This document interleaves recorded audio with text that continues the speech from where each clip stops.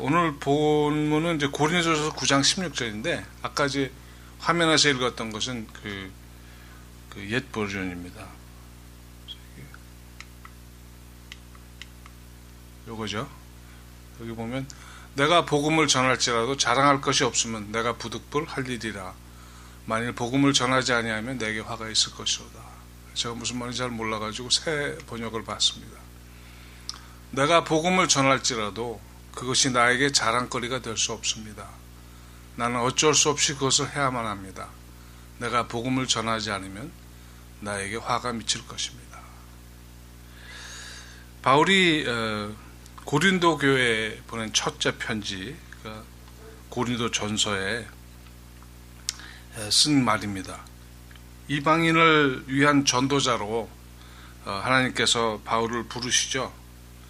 그 부르심이 너무도 강해서 내가 원하지 않아도 이방인을 향해서 복음을 전해야 합니다. 이런 말씀이죠. 그렇지 않으면 바울 자신에게 화가 미칠 겁니다. 이런 고백입니다. 말씀의 그 의미를 생각하기에 앞서서 이런 바울이 이야기하는 그 부르심, 바울이 느낀 그 강한 부르심을 우리는 보통 소명 이렇게 얘기합니다. 소명.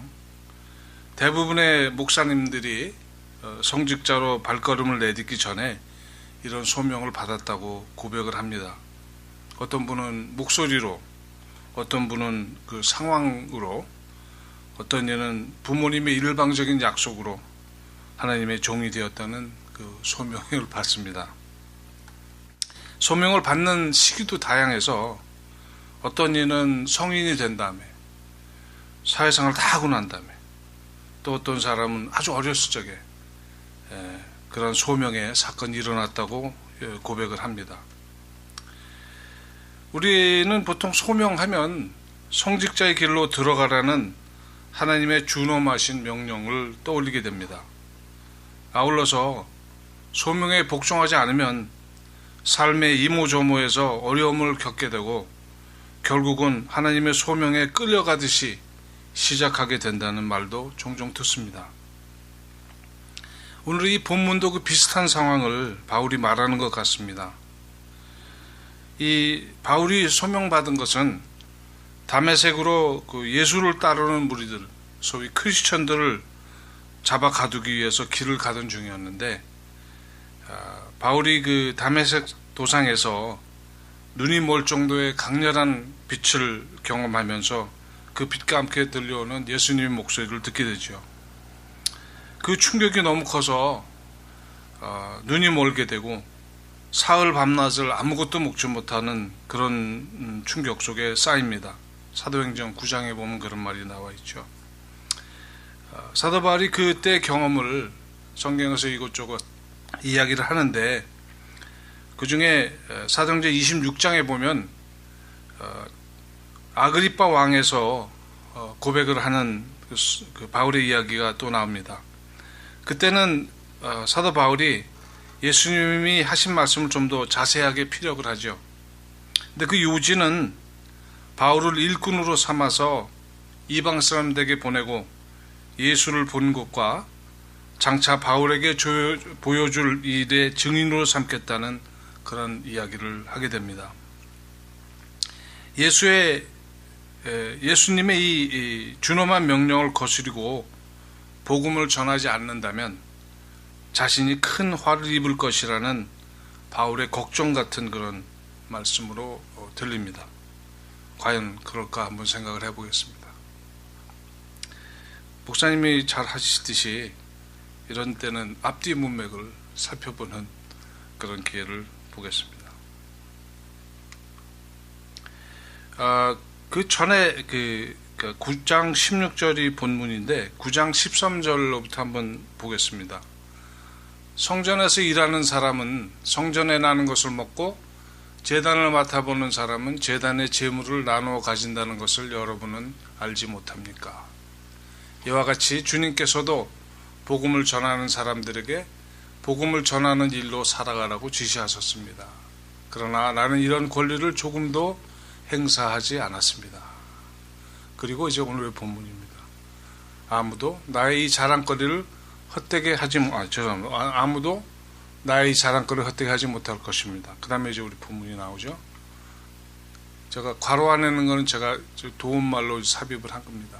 이에 반해 내가 복음을 전할지라도 그것이 나에게 자랑거리가 될 수 없습니다. 왜냐하면 나는 어쩔 수 없이 그것을 해야만 하기 때문입니다. 영어로는 compel 이라는 단어를 씁니다. 꼭 하지 않으면 안 되는 그런 상황이기 때문입니다. 이런 얘기입니다. 여기서 바울의 심정을 한번 살펴보기 원합니다. 아마 바울이 이 글을 쓸 때 자신이 그동안에 지었던 많은 죄를 생각했을 겁니다. 스데반을 죽이고 수많은 크리스천들을 잡아가두고 예수를 박해했던 것을 기억했을 겁니다.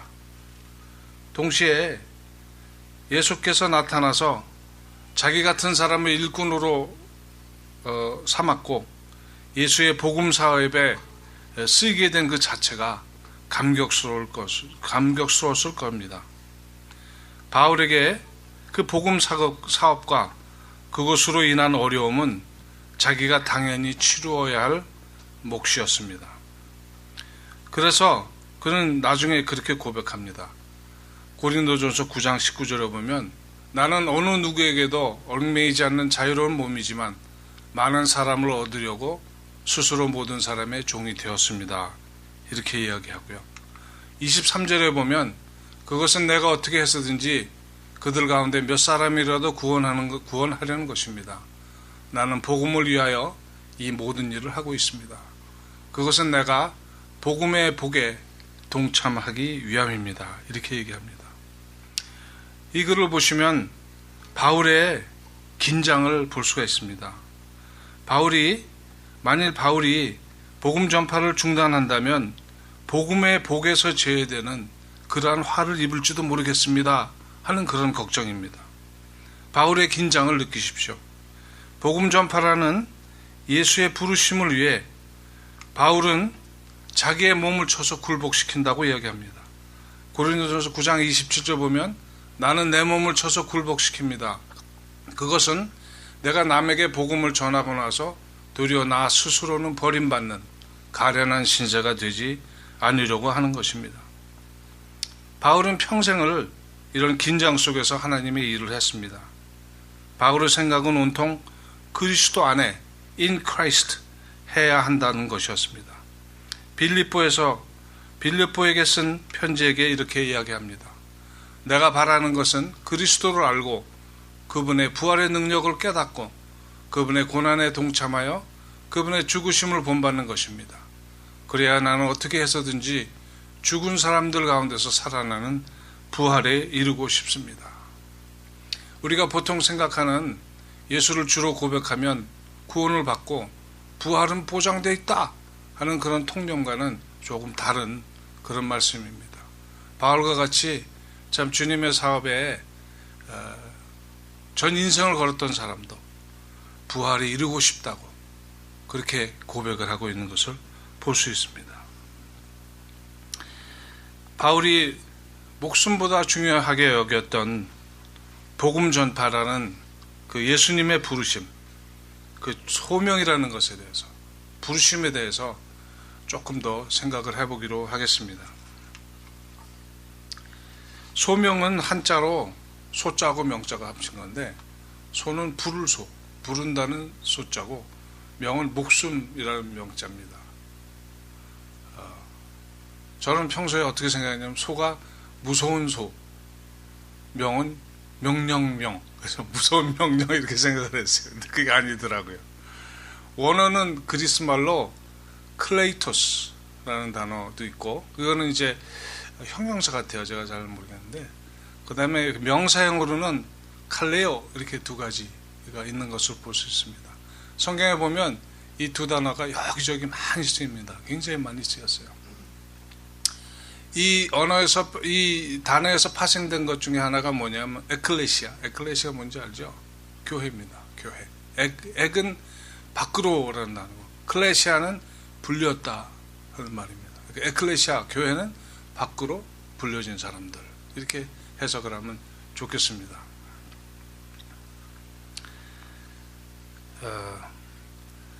우리는 교회에 모이는 사람들입니다. 교회에 모인다는 것은 밖으로 불려져 나왔다는 거죠. 우리에게 우리도 모르는 사이에 부르심을 받은 겁니다. 그래서 우리가 교회에 나온 거죠. 성경에는 여러 가지 부름에 대한 기록들이 있습니다. 앞서 살펴본 것 같이 바울에게 나타난 그런 부름도 있고, 또 불은 붙었지만 불타지 않는 떨기나무를 통해서 나타난 모세를 부르는 그 하나님의 부르심이 있었습니다. 그 밖에도 이사야를 비롯해서 많은 선지자들에게 나타난 하나님의 부름이 있었습니다. 또 팔레스타인 촌구석에 마리아에게 나타난 그 부르심도 있었습니다. 또 가난한 어부들에게 오셔서 제자로 부르신 예수님의 부르심도 있었습니다. 이 모든 것이 아까 이야기한 그 히라보, 칼레오 또는 클레이토스로 단어가 쓰여져 있습니다. 또 살펴보면 예수님이나 하나님만 부르는 게 아니고 사람도 하나님을 부릅니다. 시편에 보시면 주님은 주님을 부르는 모든 사람에게 가까이 계시고 진심으로 부르는 모든 사람에게 가까이 계신다. 부르는 똑같은 단어를 썼어요. 그러니까 사람도 하나님을 부르시는구나, 그렇게 볼 수 있고요. 또 영적으로 건강하고 믿음이 굳은 사람만 부르는 게 아닙니다. 여기 보면 누가복음에 나는 의인을 부르러 온 것이 아니라 죄인을 불러서 회개시키러 왔다, 이렇게 이야기를 하고 있습니다. 그러니까 우리가 보통 생각하는 그 성직자로 목사님만 부르는 게 아니다 하는 것을 이제 보시기 바랍니다. 그 다음에 보면은 하나님은 우리의 어려움을 해결하고 싶어서도 부르십니다. 마가복음에 나오는 이야기를 보면 예수님께서 걸음을 멈추시고 그를 불러오라고 말씀하셨다. 그래야 그들은 눈먼 사람, 이게 바디메오입니다. 바디메오를 불러서 그에게 말하였다. 용기를 내어 일어나십시오. 예수께서 당신을 부르십니다. 여기서 똑같은 단어를 쓰고 있습니다. 그 다음에 하나님은 우리의 소망을 들어주시려고도 부릅니다. 삭개오가 세리장이었습니다. 굉장히 돈이 많은 세리장이고 그 당시 사람들에게 지탄을 받고 손가락질 받는 사람 이하로 생각이 되는 그런 사람이었는데, 이 사람이 예수님이 지나간다는 소리를 듣고 보고 싶어서, 뽕나무 키가 작았어요 또 이 사람이. 그래서 그 무리 속에 묻혀오는 예수님을 보고 싶어서 뽕나무 위에 올라갔는데, 그걸 예수님이 아시고 뽕나무 위까지 와서 예수님이 삭개오야 어서 내려오너라, 오늘은 내가 네 집에 묵어야 하겠다, 이러한 부르심도 기록이 되어 있습니다. 또 하나님은 미리 정하신 사람을 부릅니다. 로마서에 보면은 유명한 구절이죠.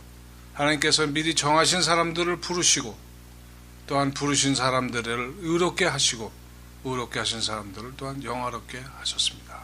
이렇게 이야기하고 있습니다. 또 하나님은 사람만 부르는 게 아닙니다. 자연도 부릅니다. 여기서 자연을 부를 때는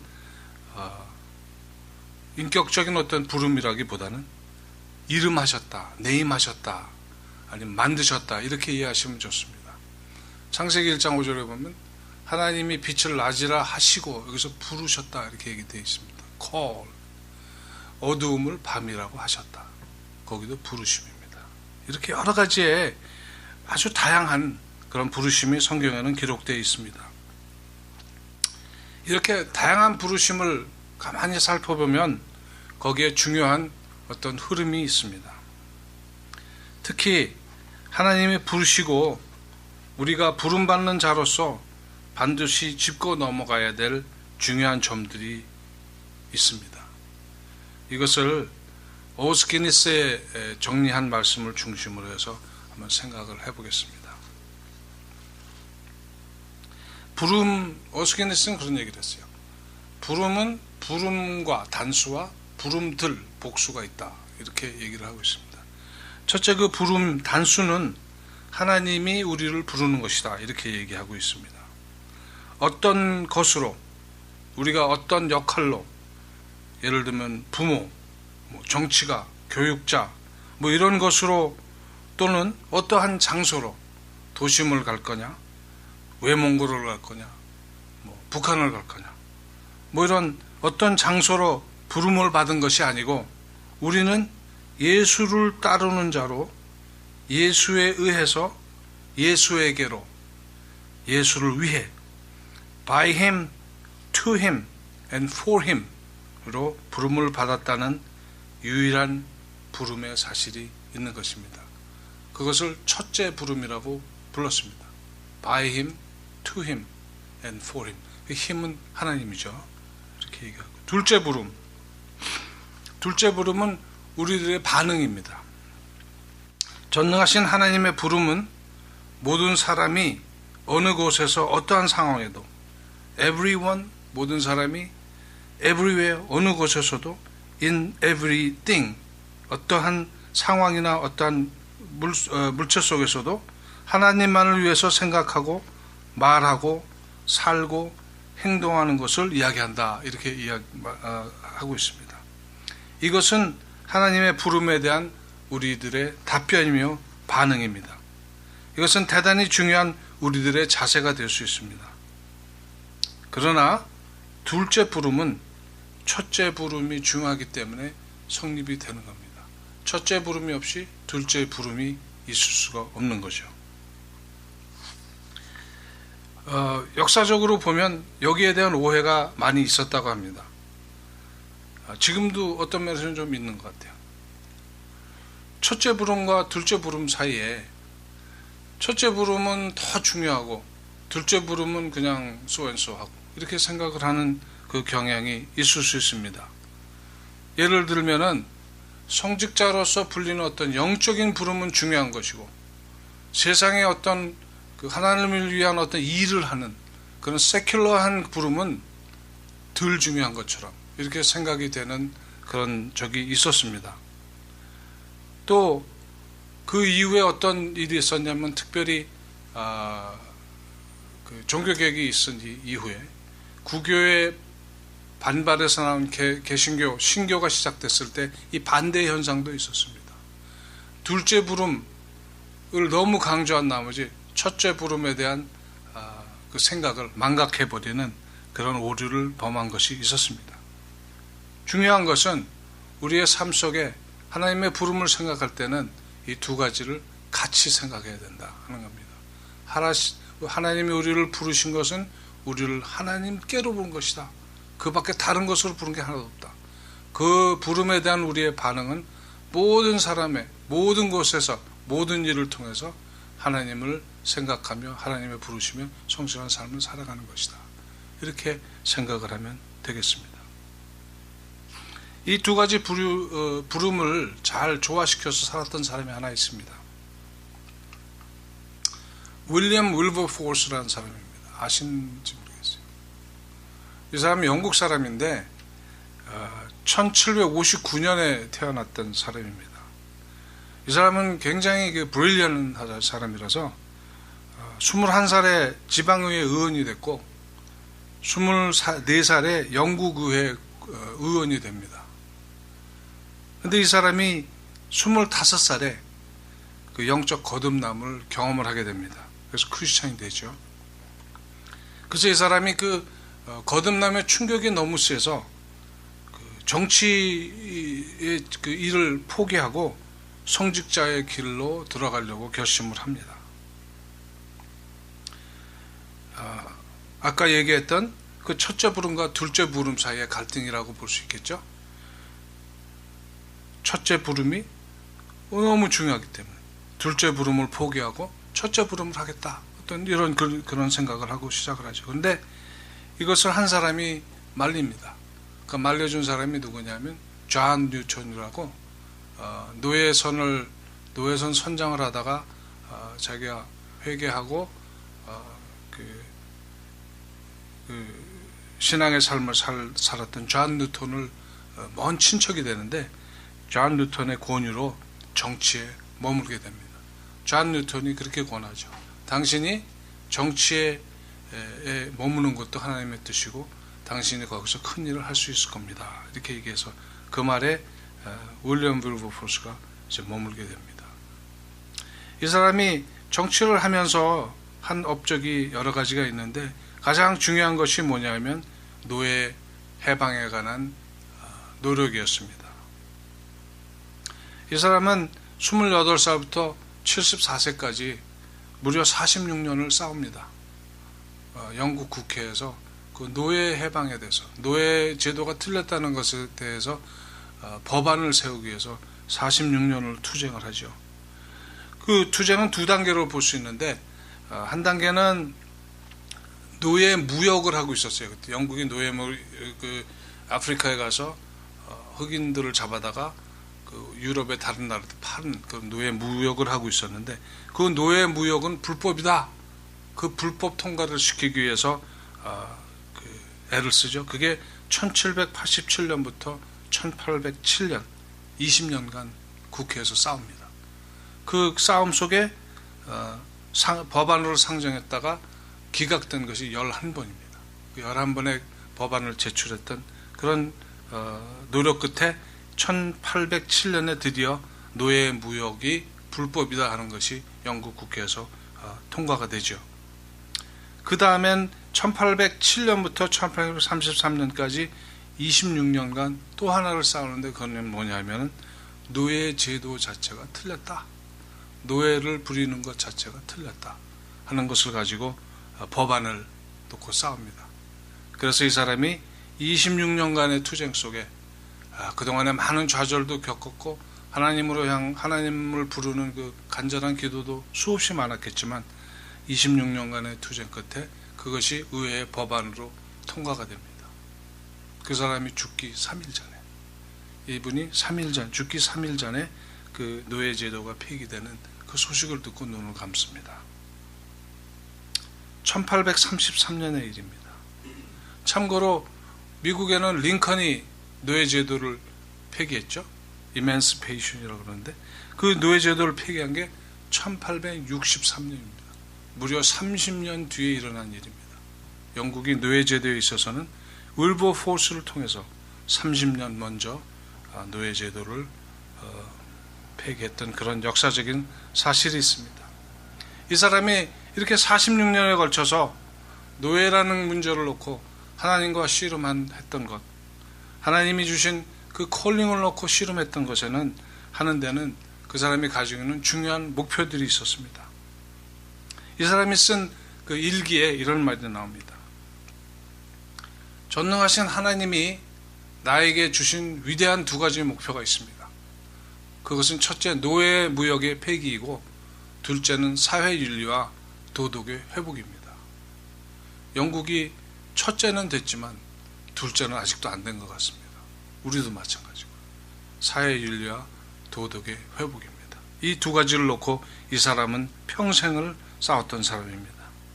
이 사람이 자기의 삶을 살아가면서 스스로 만든 교훈이 있었습니다. 그 교훈 3가지가 있는데 그것이 저희들한테 도움이 될 것 같아서 소개시켜 드리겠습니다. 이 3가지인데, 첫째는 하나님 중심의 그리스도를 영광스럽게 하는 원칙을 결코 간과하지 말자. 항상 기억하자. 이것이 중요하다는 것을 항상 알고 있자. 이런 말이죠. 두 번째는 완벽하게 끝까지 이루실 그분을 믿는 믿음으로 그리스도 안에서 우리 편이신 하나님을 즐거워하자. 이런 말입니다. 세 번째는 선한 일 하기에 게으르지 말자. 그리고 여기에는 성경 구절이 하나 붙어 있는데 마태복음 5장 16절 보면은 그들이 너희의 착한 행실을 보고 하늘에 계신 너희 아버지께 영광을 올리게 하라 하는 그 마태복음 예수님이 하신 그 말씀을 이 사람은 평생을 가슴에 안고 살면서 노예 제도를 폐기하는데 애를 썼습니다. 우리가 무슨 일로 불렸던가 또 어떤 장소로 불렸던가가 중요하기보다 누구에게 부름을 받았는가가 중요합니다. 우리는 이 사실을 자주 잊어버립니다. 우리가 어떤 특별한 사역에 불린 것보다 하나님에게 불렸다는 사실이 중요하다는 얘기죠. 우리가 하나님의 부르심, 즉 소명에 답하는 데 가장 중요한 포인트는 하나님께보다 어떤 사람이나 일에 더 집중하지 말아야 한다는 겁니다. 어떤 사람이나 일에 집중하는 것보다 하나님께 더 집중을 해야 된다는 이야기입니다. 우리가 묵상하고 있는 오스왈드 챔버 책의 다른 날짜에 보면 이런 글이 있습니다. 예수께 헌신하는데 가장 큰 걸림돌은 예수께 하는 봉사가 될 수 있습니다. 예수께 헌신하는데 가장 큰 걸림돌이 예수님께 하는 봉사가 될 수 있다는 겁니다. 봉사가 예수님을 우선할 수 있다는 겁니다. 하나님의 부르심의 유일한 목표는 하나님의 만족하심이지 그를 위해 무엇을 하는 것이 아니다. 웨스트민스터 캐터키즘 거기 보면 그런 얘기가 있죠. 우리가 영원히 하나님을 즐거워하는 것, 하나님을 만족해하는 것, 그것이 우리가 만들어진 그 본연의 목적이다, 그런 말이 있습니다.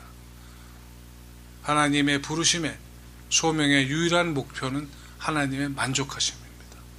우리가 이 교회로 불려와서 에클레시아로 모일 때 그 불려진 이유는, 근본적인 이유는 하나님의 만족하심이었습니다. 기억하십시오. 어스키니스가 그 부름에 대해서, 콜링에 대해서 정의를 내렸습니다. 그 정의를 제가 번역을 했는데 좀 어색하지만 번역을 했습니다. 부르심이란 하나님이 우리를 당신에게로 너무도 결정적으로 부르신 진리이기에 우리 존재의 모든 것이, 우리가 하는 모든 일이, 그리고 우리가 가진 모든 것이 그분의 불러 모으심과 그분의 역사에 대한 우리의 반응으로 특별한 헌신과 열정과 방향으로 투자되는 삶을 사는 것입니다. 이 말씀을 보면 우리에게 다가오는 그 포인트들이 몇 가지 있습니다.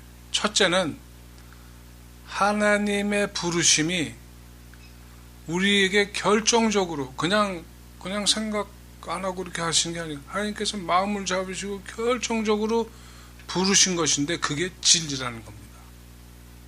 부르신 진리이기에, 다시 얘기하면 아까 이야기한 첫 번째 부름이나 마찬가지죠. 우리의 부름은 하나님께로 불린 겁니다. 하나님을 향해서, 하나님을 위해서 불려진 겁니다 하는 것에 같은 말을 한 거로 볼 수 있습니다. 그리고 둘째 포인트는 뭐냐면 우리는 우리 존재의 모든 것이, 우리가 하는 모든 일이, 우리가 가진 모든 것이 하나님의 부르심을 향해서 투자되어야 됩니다 하는 겁니다. 다시 얘기하면 아까 얘기한 두 번째 부르심을 설명을 한 것이라고 볼 수 있습니다. 자, 이런 부르심을 생각하시면서 여러분에게 하나님의 부르심이 있었는가 한번 생각해 보시기 바랍니다. 하나님께서 여러분을 미리 정하시고 부르신 것을 믿습니까? 하나님께서 여러분을 불러내셔서 교회로 부르신 것을, 에클레시아 하신 것을 알고 있습니까?